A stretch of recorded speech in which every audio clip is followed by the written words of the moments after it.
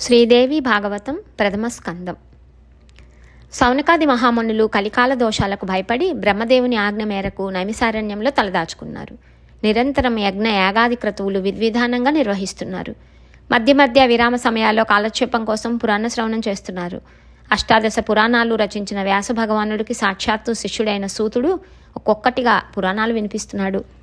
అందరూ శ్రద్ధాశక్తులతో వింటున్నారు. ఒకరోజున సౌనకుడు, మహానుభావ సూత మహర్షి, అష్టాదశ పురాణాలను సమగ్రంగా అధ్యయనం చేశావు, నువ్వు ధన్యుడివి. మీ గురువుగారి అనుగ్రహం వల్ల నీకు పురాణ లక్షణాలు, పురాణ రహస్యాలు అన్నీ పూర్తిగా అవగతమయ్యాయి. దీనికి తోడు శ్రోతలకు తనువు పులకించేట్టు రోమహర్షణంగా కథ చెప్పే నేర్పు నీకు పుట్టుకతోనే లభించింది. మా అదృష్టం బాగుండి నువ్వు ఈ పుణ్యక్షేత్రానికి ఇలా దయచేశావు. మేమంతా ధన్యులం. చెవులుండి పురాణాలు వినని వాళ్ళు నిజంగా విధివంచితులు. షడ్రసోపేతమైన విందుతో నాలుక సంతృప్తి చెందినట్టు నీ వంటి పండితుల వాక్కుతో చెవులకు పండుగ అవుతుంది. చెవులు లేని పాములు సైతం శబ్దానికి సంబరపడతాయి. అటువంటిది చెవులుండి పురాణాలు వినకపోతే అవి చెవులే కాదు. అందుచేత మేమంతా వినాలనే కోరికతో నీ చుట్టూ చేరాం. ఎవరైనా ఎలాగోలా కాలం గడపాలి కదా. వ్యసనాలతో మూర్ఖులు కాలక్షేపం చేస్తే శాస్త్ర చింతనలతో పండితులు కాలం గడుపుతారు.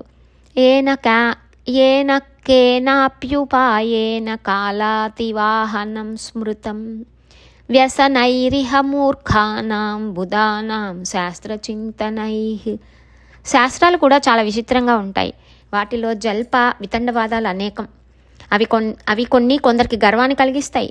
వేదాంత శాస్త్రం అయితే సాత్వికమే అయినా మీమాంసా శాస్త్రం మాత్రం రాజసం. హేతువాదాలతో నిండిన న్యాయశాస్త్రం పూర్తిగా తామసం. అలాగే పురాణాలు కూడా త్రిగుణాత్మకాలని విన్నాను. వాటిలో సర్వలక్షణ సమన్వితమైన దేవీ భాగవతం పంచమవేదమని, పుణ్యప్రదమని, ముక్తిదాయకమని నీ మాటల వల్లనే తెలిసింది. ఆ పురాణాన్ని దయచేసి సవిస్తరంగా చెప్పు. నీ నోట వినాలని మాకందరికీ ఎంతో కుతూహలంగా ఉంది. ఇప్పటికీ చాలా పురాణాలు చెప్పావు, విన్నాము. అయినా మాకెవరికీ తృప్తి తీరలేదు. అమరులు అమృతం సేవించారు, తృప్తి పొందారా? ఇంతకీ ఏమిటట అమృతం గొప్ప? ఎంత సేవిస్తే మాత్రం ముక్తినిస్తుందా? అదే భాగవతామృతమైతే వెంటనే సంకటాలు తొలగిపోయి ముక్తి లభిస్తుంది. సుధాపానం కోసమని మేమంతా ఎన్నో యజ్ఞాలు చేశాం. అయినా శాంతి లేదు. యజ్ఞఫలం స్వర్గప్రాప్తి. కొంతకాలానికి ఆ స్వర్గం నుంచి పతనం కావటం, సంసార చక్రంలో పడటం, ఇలా నిరంతరం పరిభ్రమించటమే కదా. త్రిగుణాత్మకమైన ఈ కాలచక్రంలో పడి తిరుగుతున్న మానవులకు మోక్షం లేదు. జ్ఞానం ఒక్కటే ముక్తి మార్గం. అందుచేత పరమపావనము, అతిగుహ్యము, ముక్తిదాయకము, ముముక్షులకు అత్యంత ప్రియము అయిన దేవీ భాగవతాన్ని సవిస్తరంగా మాకు వినిపించు. ఈ అభ్యర్థనకు సూతుడు ఎంతగానో సంతోషించాడు.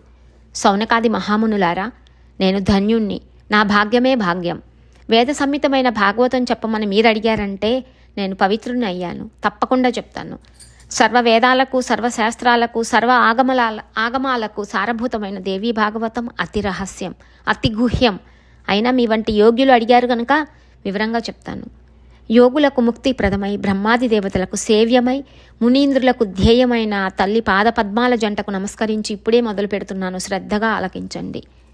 ఇది పురాణోత్తమం, సర్వరసాలయం, భగవతి అనే పేరుతో ప్రసిద్ధం. శక్తి, విద్య, పర, సర్వజ్ఞ, భవబంధ విచ్ఛేద నిపుణ మొదలైన నామధేయాలతో స్తుతింపబడుతూ మహామునీంద్రులకు ధ్యానంలో మాత్రమే దర్శనమిచ్చే భగవతి ఈ పురాణంలో ప్రత్యక్షంగా కనిపిస్తుంది. సకల సిద్ధులు కలిగిస్తుంది. సదసత్వరూపమైన అఖిల జగత్తును త్రిగుణాత్మకమైన స్వీయ శక్తితో తానే సృష్టించి, రక్షించి, కల్పాంతంలో ఉపసంహరించి, ఒంటరిగా వినోదించే ఆ విశ్వజననిని, ఆ లోకమాతను మరొక్కసారి మనసులో స్మరిస్తున్నాను. వేదవేత్తలైన పౌరాణికులు బ్రహ్మదేవుడు సృష్టికర్త అని కదా చెప్తారు. వేదవేత్తలైన పౌరాణికులు బ్రహ్మదేవుడు సృష్టికర్త అని కదా చెప్తారు. ఆ బ్రహ్మదేవుడు శేషశయ్యపై విశ్రమించే విష్ణుమూర్తికి నాభి కమలం నుంచి జన్మించాడని, అతడి సృష్టి స్వతంత్రం కాదని, జీవుల కర్మానుసారం జరుగుతుందని వారే అన్నారు.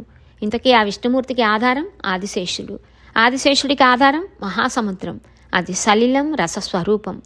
పాత్ర లేకుండా జలం నిలబడుతుందా ఎక్కడైనా? ఆ పాత్రయే, ఆ ఆధారమే జగజ్జనని. ఆ సర్వశక్తి స్వరూపిణి పాదపద్మాలను శరణు వేడుతున్నాను. యోగ నిద్రామిలీతాక్షం విష్ణుం దృష్టాంబుజే స్థితః అజస్తుష్టావయాం దేవీం తామహం శరణం ప్రజవ్రజే. విష్ణుమూర్తి యోగనిద్రలో ఉన్నప్పుడు నాభి కమలంలోని బ్రహ్మదేవుడు ఆ జగన్మాతను స్తుతించాడు. సగుణ రూపిణి, నిర్గుణ రూపిణి, మాయా స్వరూపిణి, ముక్తిప్రదాయిని ఆ తల్లిని ధ్యానించి దేవి భాగవతం సవిస్తరంగా చెప్తున్నాను, మునులారా వినండి. అది మహాపురాణం, ఉత్తమోత్తమం. మొత్తం 18,000 శ్లోకాలు, 12 స్కందాలు, 318 అధ్యాయాలు. ప్రథమ స్కందంలో 20, ద్వితీయ స్కందంలో 12, తృతీయ స్కందంలో 30, చతుర్థ స్కందంలో 25, పంచమ స్కందంలో 35, షష్ఠ స్కందంలో 31, సప్తమ స్కందంలో 40, అష్టమ స్కందంలో 24, నవమ స్కందంలో 50, దశమ స్కందంలో 13, ఏకాదశ స్కందంలో 24, ద్వాదశ స్కందంలో 14 అధ్యాయాలు ఉంటాయని ప్రణాళిక అంతా గ్రంథారంభంలోనే తెలియజేశాడు వ్యాస భగవానుడు. సర్గచ్చ ప్రతిసర్గచ్చ వంశో మన్వంతరాని చ వంశానుచరితం చైవ పురాణం పంచలక్షణం. పురాణానికి 5 ప్రధాన లక్షణాలు ఉన్నాయి. సర్గం, ప్రతిసర్గం, వంశం, మన్వంతరాలు, వంశానుచరితం అనేవి పురాణాల్లో ఉండాలి. నిర్గుణ స్వరూపిణి అయిన లోకమాత జగ సృష్టి కోసం 3 రూపాలు ధరించింది. సాత్విక శక్తి మహాలక్ష్మి రూపంగాను, రాజస శక్తి మహాసరస్వతి రూపంగాను, తామస శక్తి మహాకాళీ రూపంగాను ఆవిర్భవించింది. కాబట్టి దీనిని సర్గము అంటారు శాస్త్రవేత్తలు. అటుపైని త్రిమూర్తుల ఉత్పత్తి జరిగింది. పాలన కోసం హరి, ఉత్పత్తి కోసం బ్రహ్మ, నాశం కోసం రుద్రుడు. దీనిని ప్రతిసర్గం అంటారు. రాజులకు సంబంధించి సూర్య చంద్రవంశాలను, రాక్షసులకు సంబంధించి హిరణ్యకశిపు ప్రభృతుల వంశాలను వివరించటమే వంశం. స్వయంభవుడు మొదలుకొని ఆయా మనువులను, వారి కాలాలను వర్ణించి చెప్పటమే మన్వాంతరాలంటే. వారి వంశాల అనుక్రమాన్ని తెలియజెప్పటమే వంశానుచరితం. ఇలా పురాణాలన్నీ పంచలక్షణ యుక్తాలు. ఇవి కాక వ్యాస భగవానుడు 1,25,000 శ్లోకాలతో 1,15,000 భారతం రచించాడు. దాన్ని ఇతిహాసం అంటారు. అది పంచమ వేదం. ఇంతవరకు చెప్పి ఎందుకనో సూతుడు 1 నిమిషం ఆగాడు. అప్పుడు సౌనకుడు మళ్ళీ ఇలా ప్రశ్నించాడు, సూత మహర్షి, నువ్వు సర్వజ్ఞుడివి, అందుచేత ఆ పురాణాలు ఎన్ని, ఏమేమిటి సవిస్తరంగా తెలియజేయి. మేమేమో కలికాలానికి భయపడి ఈ నైమిసారణ్యంలో నివసిస్తున్నాం. కలిదోషం కలికానికైనా కనిపించని ప్రదేశం మాకు చూపించు మహానుభావ అని మేమంతా ప్రార్థిస్తే అలనాడు బ్రహ్మదేవుడు ఒక మనోమయ చక్రాన్ని సృష్టించి మాకిచ్చాడు. దొర్లించుకుంటూ దీని వెంట వెళ్ళండి, దీనినేమి ఎక్కడ శిథిలం అవుతుందో ఆ ప్రదేశం పరమపావనమని గ్రహించండి. అక్కడికి కలి ఎప్పుడూ ప్రవేశించలేడు. అక్కడ మీరంతా మళ్ళీ సత్యయుగం వచ్చేంత వరకు హాయిగా నివసించండి అని ఆజ్ఞాపించాడు. ఆయన మాట మీద చక్రాన్ని దొర్లించుకుంటూ బయలుదేరాం. ఇక్కడికి వచ్చేసరికి దానినేమి శీర్ణమైంది. అందుకే ఇది నైమిష క్షేత్రమైంది. ఈ ప్రదేశం పరమపావనం, కలికి ప్రవేశం లేదు. అందుకనే దీని నివాసంగా చేసుకున్నాం. కలిభీతులైన ఈ సిద్ధులు, ఈ మునులు అందరం కలిసి ఇక్కడే ఉంటూ పశుహింస లేని యజ్ఞాలను కేవలం పురోడా సాధులతో చేస్తూ కాలం గడుపుతున్నాం. మళ్ళీ సత్యయుగం వచ్చేంత వరకు కాలక్షేపం చేయాలి కదా. ఇంతలోకే మా భాగ్యంగా నువ్వు ఇక్కడికి వచ్చావు. బ్రహ్మ సమితమైన ఆ పురాణాన్ని సవిస్తరంగా చెప్పు. మాకు వేరే మరొక పని ఏమీ లేదు. ఏకాగ్ర చిత్తంతో వింటాం. కథామాత్రంగా చెప్పేస్తే మాకు తృప్తి కలగదు. ధర్మార్థ కామ మోక్షాలను చాలా అందంగా వర్ణించాడు కదా వ్యాసుడు. దేవీ భాగవతం అంటే అది సకల గుణ గణాలకు నిలయం.